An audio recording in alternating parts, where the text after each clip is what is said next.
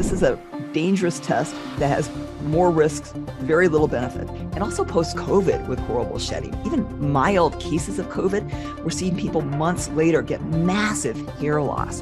My favorite go-to for overall energy, mitochondrial function, MADA-C is probably high on that list. When we contact the Earth, there's this natural electric charge that stabilizes our physiology.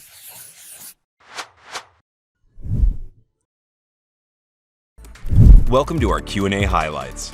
Q&A sessions are recorded every month, and our enhanced members get an exclusive opportunity to ask questions from one of cellular medicine's brightest minds, Dr. Elizabeth Yurth. Get a chance to ask your questions by becoming our enhanced member at bli.academy/memberships. You also get access to our content library full of tips, articles, videos, lectures, previous live Q&A sessions, and more. And Tammy asks if we've been hearing about any men and women with hair loss from vaccine, from our jab, from the vaccine. And yes, we definitely have. And then she asked what we do about it. So the answer to that question is yes. We are seeing hair loss, not just vaccine-related hair loss, but COVID-related hair loss as well, both. So a lot of people post-vaccine with horrible shedding, and also post-COVID with horrible shedding. Even mild cases of COVID, we're seeing people months later get massive hair loss. And in fact, I actually went and looked at, after you said this question, and I went and looked at the vaccine adverse reports. And again, that the vaccine, the vaccine adverse event reporting system is always a little bit, because most of us aren't reporting things to that, you're always going to be less. But there was over 1,000 reported cases of people post-vaccine with hair loss. So we do know indeed that this is a problem, and it's a problem post-COVID. It seems to be more common in people who are on the kind of autoimmune spectrum, who have some autoimmune issues, people with thyroid disorders. But why is that? Well, there may be some explanations actually in a study that came out, honestly, like yesterday or the day before, I can't remember, came out in Nature Immunology study. And it showed that one of the things that happens is that our immune cells are playing a very, very big role in hair loss.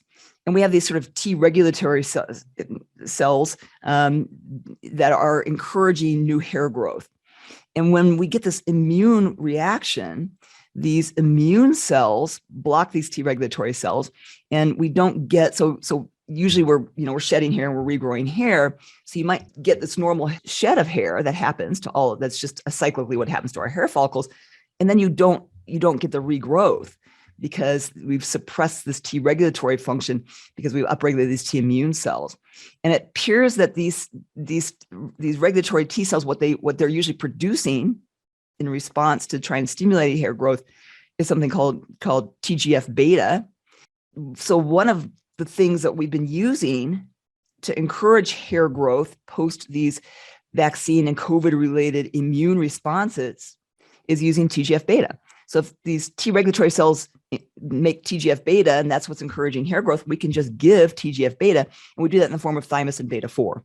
So thymosin beta-4 increases TGF beta and can really help grow hair. So if you start hitting hard with thymosin beta-4 post this hair loss, even farther down the road, you seem to be very, very beneficial, because now you're encouraging that growth phase. And then sometimes, because we think there is an immune piece to this, you can use a little glucocorticoids or short, like a little Cortef or low-dose naltrexone as well.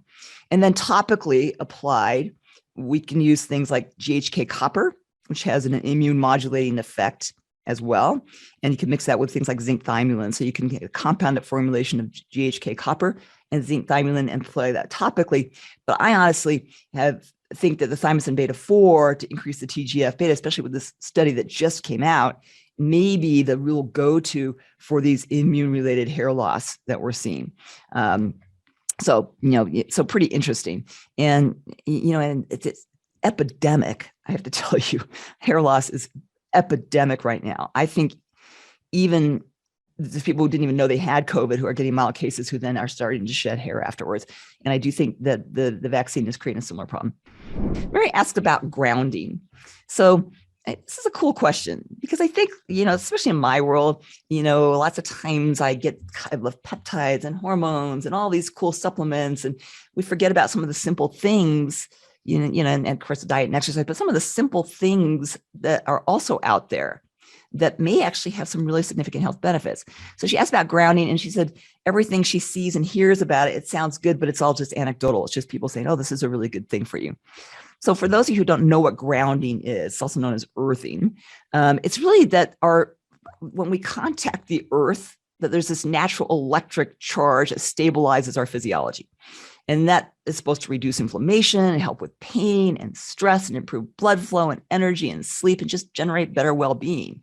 And that there's some very profound effects that people have identified by just having that contact with earth, be that just standing outside or walking barefoot, or there's grounding mats that you can use. And you know what? There's actually a fair amount of scientific evidence to support it. That's, so it's not just anecdotal. In fact, there's about 20 studies to date. Granted, that's not a ton, but there's about 20 studies to date that's some pretty good evidence that this is actually doing something. And I'm only looking at these studies that actually show me here's some data, not just that people feel better, but here's some data. And, so there's about 5 studies that used thermal imaging. So looking at thermograms where you can see inflammation in the body, right? A thermogram is looking for heat, so you can see inflammatory changes in the body. And you could see that after doing grounding, people had a dramatic change prior and after the grounding, just basically walking barefoot, you would see a change in the thermogram. So we know that they've actually reduced inflammation. And then they did a great study with delayed onset muscle soreness after so what we call DOMS, so that delayed onset muscle soreness that occurs when you over-exercise, or when you really, that's that soreness that you get the next day where you feel like you can't walk after you did squats all day, right? And they looked at thermal imaging of people exercising very hard and the day after, and then whether they did grounding, and they had marked change there as well. So, in that 24 to 72 hours, they actually showed much more marked improvement in the thermograms in people who did grounding, who basically just got out and walked barefoot outside. So it was felt that even in terms of exercise performance, you could recover much faster by using grounding in this study. Next question's from Lene. And Lene, who asks, what's the best overall peptide for energy for mitochondria? And she said, there's so many out there. And I love that you're focusing on this, Lene, that mitochondria have to be really a big focus if we're going to address aging and age-related diseases, because probably mitochondria are linked to almost every age-related disease. So if you think about mitochondria, they're cellular energy, right? They're their own little beings. They were bacteria that invaded us, but allowed us to have life and, and live aerobically. And they're very cool because they supply all of our energy. So if you look at the organs that are very affected by aging, like the brain and the heart, those are very mitochondria dense, energy sucking organs. And so if we can preserve mitochondrial function, we really think that we can really stave off Alzheimer's and Parkinson's, diabetes, heart disease. So I think a big focus has to be on mitochondria. And one of the best ways to really rejuvenate mitochondria is with mitochondrial peptides. So mitochondria have their own DNA, separate from our DNA. They have this mitochondrial DNA that encodes for its own proteins, but those proteins signal our cells to do things. And so it's really critical that the mitochondria are healthy, producing their own peptides that tell our body to do certain things. There's a slew of mitochondrial peptides. There's a researcher out of University of Southern California who has a whole company that's looking at mitochondrial peptides, because they're probably going to be very, very powerful in staving off a lot of diseases and probably treating a lot of diseases. There's about 8 that we really have good knowledge of right now. One is called humanin, one is called MOD-SC, and then there's a slew of what we call small humanin-like peptides. And those are all mitochondrial peptides that we have a fair amount of research on. Humanin is very interesting, but we don't really have a great understanding of its dosing at this stage. It may be a very, very powerful tool for brain function. But right now, my favorite, when you ask my favorite go-to for mitochondrial function, and one I think should be on everybody's radar in the anti-aging sort of the things we throw at the anti-aging protocols, is MOT-SC. So MOTS-C. And MOT-SC regulates metabolic function throughout the body. It turns glucose into usable energy. And the researchers out of University of Southern California who researched this a lot found that it really normalized metabolism, and they called it what's called an exercise mimetic. It actually acted like exercise does in our body. So that's pretty cool. We can actually give somebody something. So if somebody's really debilitated and they can't exercise, we can give them something that actually is a mimetic to exercising.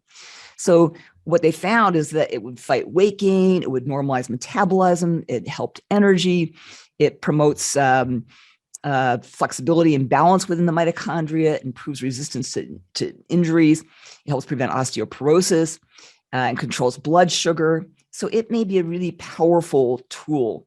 And what I like to do with ModSC, you could stay on it continuously, but it becomes very pricey. It's an expensive peptide. So I like to use it, cyclically, using it periodically, 3 or 4 times a year in a six week or 8 week cycle. But also if somebody has an injury or is recovering from a virus, or we found this to be a very potent post-COVID use, because we know that mitochondria get very, very damaged with COVID. And that horrible fatigue that people are getting, the horrible brain fog that people are getting post-COVID, that ModSC is a very powerful tool for that.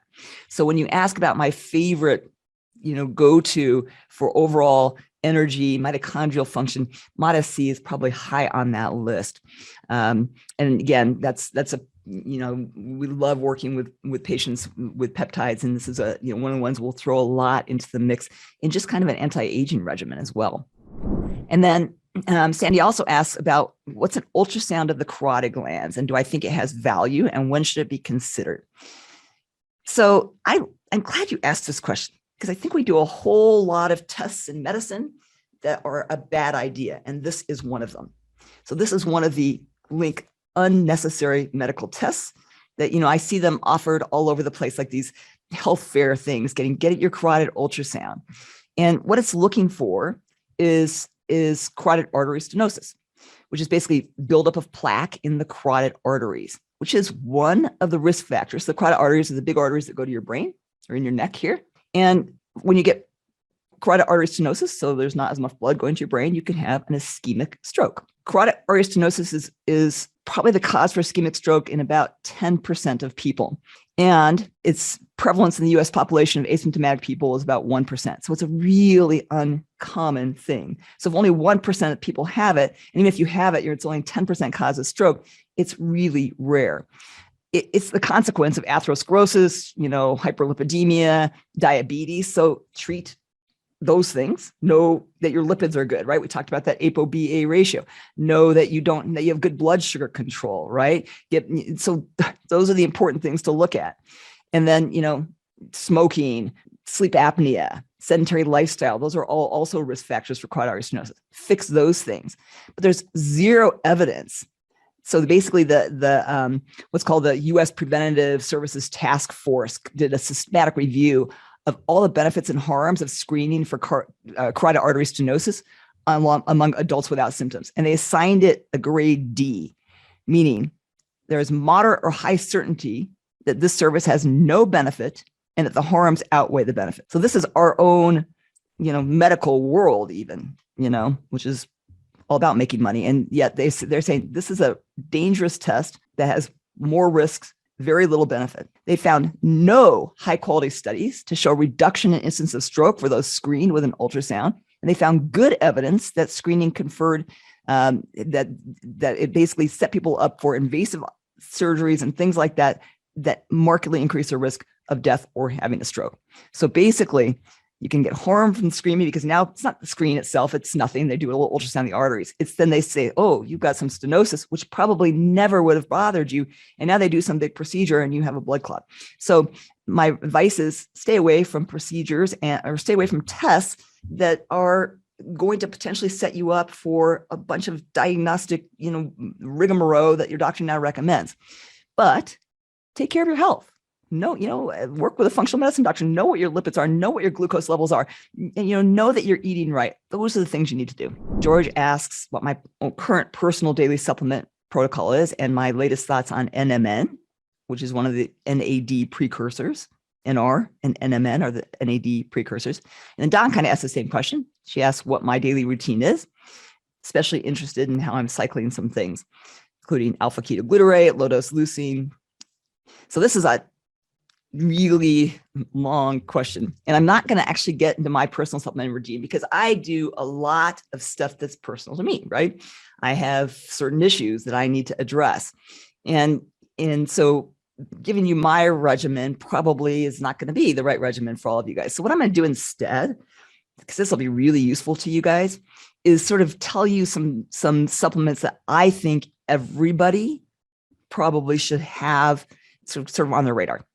And we actually talked about this at our last mastermind group. We kind of went through what are, the things that probably everybody needs. And if you think about, what are we doing? We're working on, we've got to keep cell membrane healthy. We have to work on, mitochondrial focus, and gut focus. So as you look at these supplements, that's kind of where our focus is going to be. So if I give you guys